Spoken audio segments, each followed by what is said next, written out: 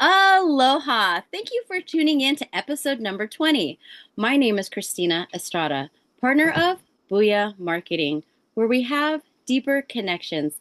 Today, our honored guest is David Bruce Leonard, author, acupuncturist, expert in tropical, edible, and medicinal plants. How are you, David? I'm good. I'm well. I'm Good. behaving myself, unfortunately, but that's okay. And you're Yeah, back from Cambodia. I'm back from Cambodia. Yeah, I've been back for what, 3 or 4 weeks, and I'll be going back probably in a couple of months. Nice, nice. So today, some of our viewers have questions about your book, How to Worship the Goddess and Keep Your Balls.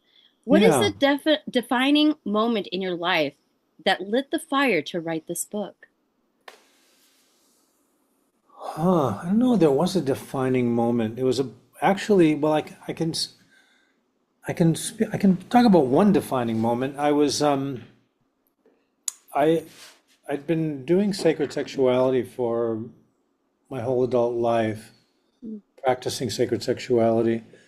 And I had just completed a book on medicinal plants. It took me 10 years to write. And I really wanted to write a book about aroused body work, about sacred sexual practices and aroused body work.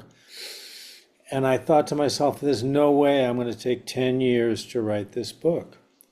So I told myself that I was going to write it in a year, and I actually did. Wow. Because I got tired of my obsessive compulsive nature in writing and what they call feature creep. You keep adding more stuff in, and then it gets out of hand. So I started writing the book, but then I realized that I couldn't write about sexuality from a man's perspective without writing about male psychology, what I understood it to be male psychology. So I actually created two sections to the book, and the first section is male psychology, or my hallucinations about how a healthy man would relate to a relationship, and then the second half of the book is about aroused body work, which is deep tissue body work combined with breath work in arousal. So, Wow. So, yeah. so what are some of the juicier ways our listeners can worship their goddess and keep their balls? That's it. Yeah. Well, there's a bunch of layers to that, right? The one layer is just being the kind of person that you would want to be in a relationship with. Mm. So you want to become the person that you aspire to partner with. Um, which, it's a little bit different for men and different, but not that for men and women, but it's not that different. I think it means doing the work. So there's two layers. There's sort of a layer of the psycho-emotional layer of being a good partner, and then there's the layer of in the bedroom around sexual techniques and things like that. In terms of psycho-emotional stuff, I think, just becoming the kind, like I said, becoming the kind of person we would like to be in relationship with. So having, being self-reflective, being willing to admit when you're wrong, being committed to improving. Um, I think it's a combination of radical, sort of ruthless self-confrontation and ruthless compassion for your self-compassion. So it's like being willing to look at ourselves, really look at ourselves and how we show up and and our shortcomings, and really being able to forgive ourselves and allow, because without that forgiveness, we won't be able to look. So we can't see the truth of who we are if we're constantly like, bad dog, bad dog, bad dog. I'm so terrible. Mhm. So it's a combination of, well, I call it self-confronting and self-soothing. So self-confronting is, it's basically growing up, being willing to be less than perfect, but also being the truth is more important than my feelings about it. So I want to look at myself, and this is me personally. I want to look at myself, and I want to see where I'm coming up short and what I can do to address that. At the same time, because we all fall short, I don't want to be constantly putting myself down. Mhm.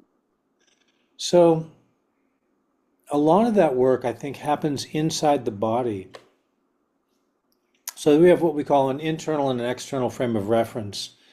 An internal frame of reference is what we think of ourselves, regardless of the rest of the world. And an external frame of reference is what we hallucinate other people think about us. And we need both. We need to be able to look at ourselves honestly and plainly and just say, yes, this is where I don't show up. But I'm also embodying somebody of value. I'm acting as if who I am matters and as if I value myself. And then on top of that, we oftentimes need to resist what we hallucinate other people think about us. In other words, we check inside, how do I feel about myself, honestly? And then we check outside, what are other people telling me? There's an old saying, if one person tells you you're a horse, you're crazy. If two people tell you that you're a horse, think about it. If three people say you're a horse, buy a fucking saddle. Right? So if the world keeps telling you that this is how you're showing up and Yeah. all you do is deny it, you're not buying the saddle. Not buying the saddle doesn't mean there's anything wrong with you. Actually, it makes you a better person. So ultimately, Wow. it means for me personally, like I do, I work in drug rehabilitation. I work with addicts. And one of the things I said the other day in my group was, we were talking about success. I said, for me, success is liking the guy that I see in the mirror. Mm. That's success. So, assuming we have a conscience and we're not a sociopath, right? But so if I can, and part of the person I want to see in the mirror is somebody who self-confronts Hmm. and self-soothes. So that's sort of the psycho-emotional part of it. It's also being able to read our partner's signs and just do the hard work of becoming accountable to ourselves. On the other hand, excuse me. On the other hand, um, worshiping the goddess can be a way of learning to be a good lover. And, assuming that sexuality is important to you and that it's important, and sexuality seems to be important to most relationships on some level. And being a good lover means being willing to drop into our body and notice. Well, first off, being a good lover is the exact opposite of what you would see on porn films. So if you're if if somebody thinks that being a good lover is what you see in porn, I'm sorry, you want to get a second opinion. You know, that is not going to serve you at all. Um, so that means self-confronting in a sense, but also it means being willing to, well, number one, finding a partner that will not judge you, that. Hmm. But also being willing to fail, being willing to make mistakes, learning. People are different. People are so different. People have different sexual imprints. And being willing to accept that, being willing to accept that it's not always going to be fireworks, and it's definitely not going to look like it looks like in porn. That I guarantee you. So if you've got that in your head, you need to get rid of that right now and be willing to learn that there's something else. There's something else. You're basically being lied to in porn films about what it means to be a good lover. In a certain extent, that would be different for each person, but on another level, it's kind of the same for everyone, you know. So for me, what I've done in the book and in my life is tried to combine healing work with sexuality, with aroused body work. I just do. Don't do it professionally. I do it with partners, with a partner, you know.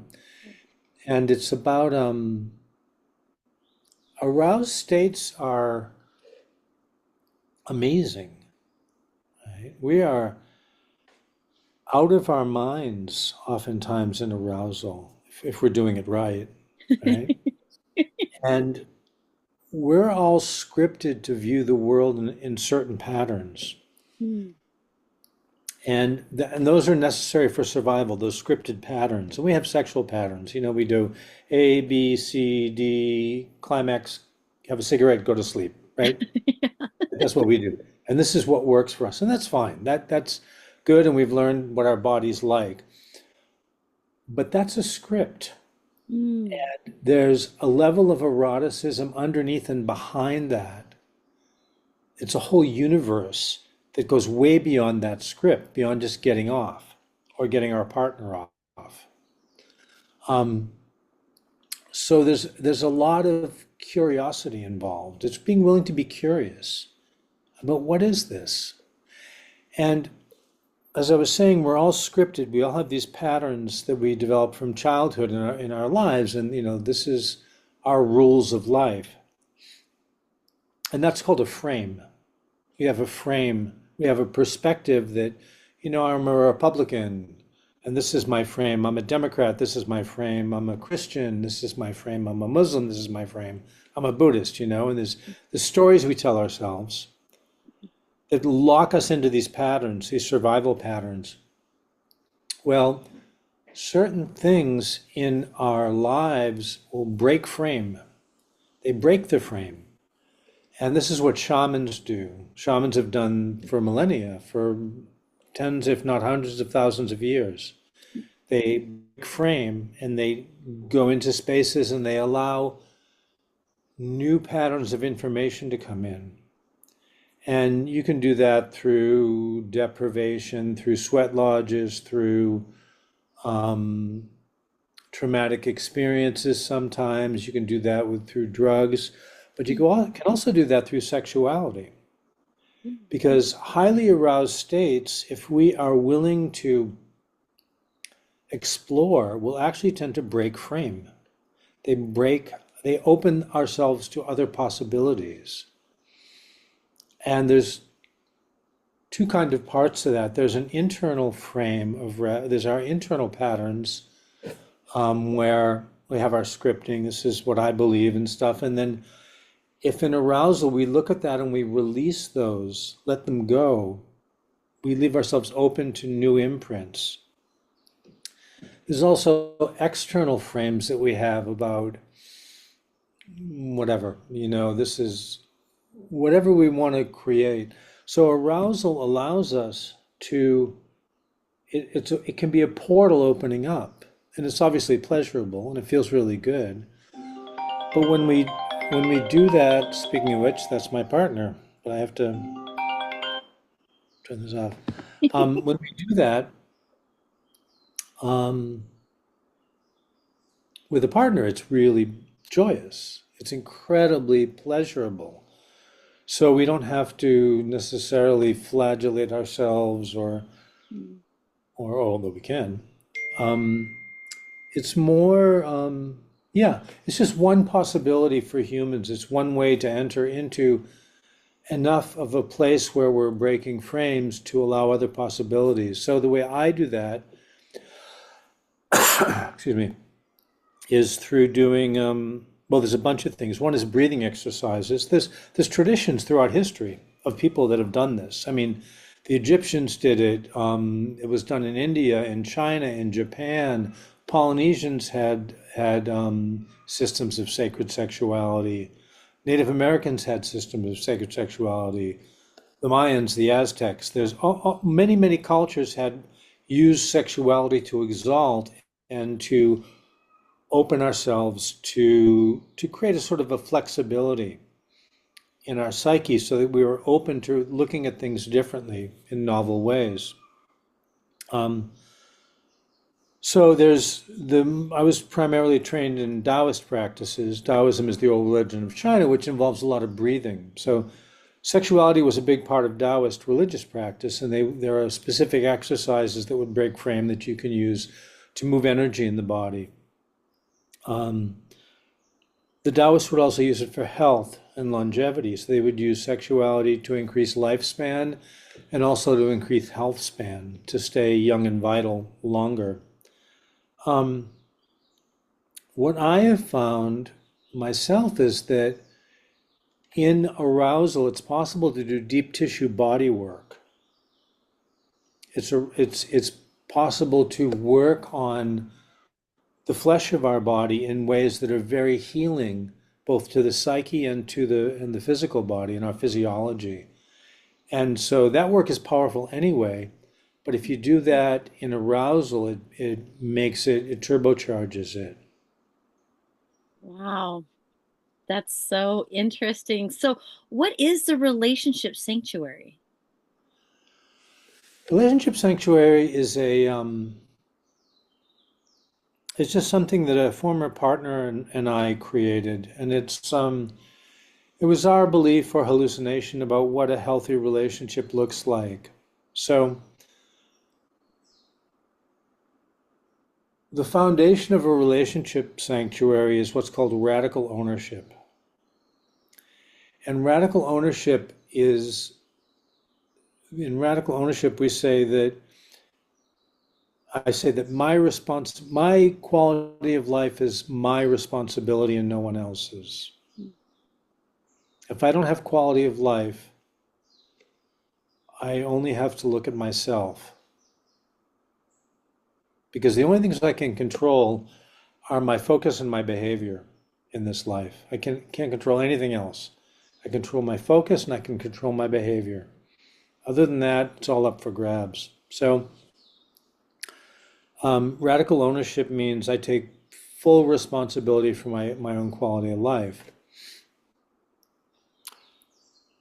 Within a relationship sanctuary is two personal sanctuaries. And my personal sanctuary is my core values. My job in my personal sanctuary is to improve my quality of life and to take care of myself. That doesn't, that doesn't, and that could be different for everyone. Everyone has different values. You know, Mother Teresa's relationship sanctuary or personal sanctuary was probably different than Alexander the Great's or than Marcus Aurelius, right? But within a relationship sanctuary, our personal sanctuary is my job is to self-confront and self-soothe. And also my job, and when you have two people, each of us, our job is to self-confront and self-soothe, to try and become the kind of person we want to see in the mirror. And each of us come in with shadow, parts of ourselves that we deny, avoid, and repress. So within my personal sanctuary, I have shadow. And my job is to do my work in my shadow, to see what I'm projecting, and to not blame my partner for that, and vice versa. Mm-hmm, mm-hmm.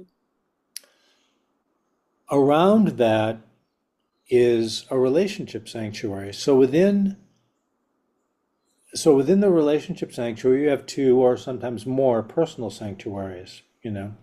You've got a relationship sanctuary. Right. My job in the relationship sanctuary is to a relationship is a garden. It has two gardeners. And if either one fails to take care of the garden fails, Mm. right? Mhm. So within my personal sanctuary, my job is to take care of myself. Outside of that, when I choose to be in relationship with somebody else, my job is to watch their back Mm. and to do what we call loving between the lines. So loving between the lines is seeing what our partner is not saying and reading that, like subtitles, and then accommodating that as long as it's not betraying my core values. So within a personal sanctuary, my job is to take care of myself in a healthy way, not just selfishly, but in a healthy way, self-confront and self-soothe. And then outside of that, in the relationship sanctuary, my job is to take care of the garden and watch my partner's back. Mm. And that also would be, in both of those, both in the relationship sanctuary and in my personal sanctuary, would involve being accountable. I'm accountable to what I say, and if I don't do what I say, then I need to own that and then either change what I say or change what I do. Right. Right. That's kind of, I mean, without looking at it, there's more to it, but that's kind of off the top of my head. That's what, yeah. I So that love makes, it. So what do you think the future holds for human love relationships? I don't know. I don't know. Um, so many challenges. I mean, in some ways, human relationships have been the same for millennia, for 50,000 years, you know. Mhm. Um, I think part of our job is to, well, self-confront and self-soothe. I think our job is to be the best person we can be in any situation. Um, and I think our job, besides doing our work, is to help build a culture where human relationships can thrive. And you know, there's things that, in some ways, human societies have evolved in a positive way. You know, there's you know, things like slavery and things like that are gone. They're historically gone, or hopefully gone. You know, they're hopefully in the past. And I think creating systems where people can honor each other and I don't know. I'm sort of rambling. I think the challenges are going to be with. I think social media is incredibly toxic, and I think it destroys our inner terrain. And so part of it would be um, monitoring our mental hygiene by not spending too much time on social media, and certainly by balancing it out in one-on-one contact with a partner, but also connection with nature. And I think making a commitment to doing that, to spending time in nature with our partners, and and spending one-on-one time together in physical contact is really crucial. You know, with AI relationships and all that stuff and pornography and all those things are, I think, while they can be useful, they're also toxic and dangerous. Mhm. And I think we're better off um, not using them at all, or if we do use them, being conscious of how we use them, Mm. and returning to village living or tribal living, not necessarily into villages or tribes, but into relating to people as humans rather than as what we're doing right now, faces on a screen. So, That's yeah. so true. Wow, I love it. I love all the wisdom that you shared with us today. Thank you. So, mahalo nui loa, David, for your time. Any parting words you would like to say to the viewers? No, just take good care of yourselves. Yes, All right. absolutely. Thank you. All right. So I'll put David's information down below in the description box. Please click the subscribe, notification, and thumbs up. If you also would like to donate to the channel, we appreciate it. It helps us to build our content. Christina Estrada, Booyah Marketing, a hui ho. Until we meet again.